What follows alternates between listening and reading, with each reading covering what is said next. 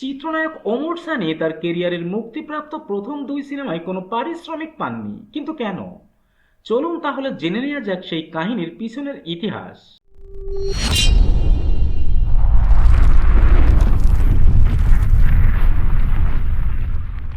1992 সালের 31শে জুলাই মুক্তি পায় ওমর সানির প্রথম সিনেমা শেখ নজরুল ইসলাম পরিচালিত চাঁদের আলো, এবং প্রথম সিনেমায় সুপার ডুপার হিট। এই মুভি ছিল 1992 সালের highest grossing movie of the year, এবং এরপর একে একে এই নায়ক দিয়েছেন অসংখ্য হিট সুপারহিট সিনেমা।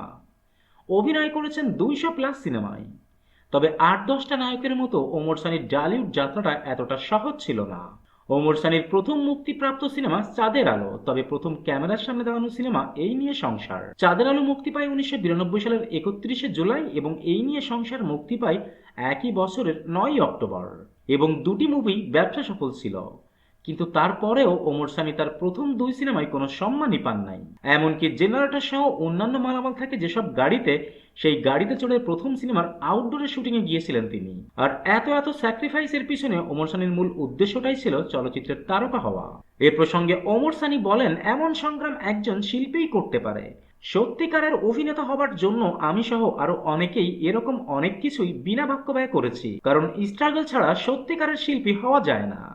তবে কেরিয়ারের তৃতীয় সিনেমা অগ্নিপথে ঠিকই পারিশ্রমিক পান নায়ক ওমর সানি, আর সেই অ্যামাউন্টটা ছিল মাত্রই 70,000 টাকা। That's it for today. আবারও দেখা হবে নতুন কোনো ভিডিওতে, নতুন কোনো মুভির নতুন কোনো গসিপ নিয়ে। Till then tata and bye bye. আর হ্যাঁ, please subscribe, comments and share করতে ভুলবেন না কিন্তু।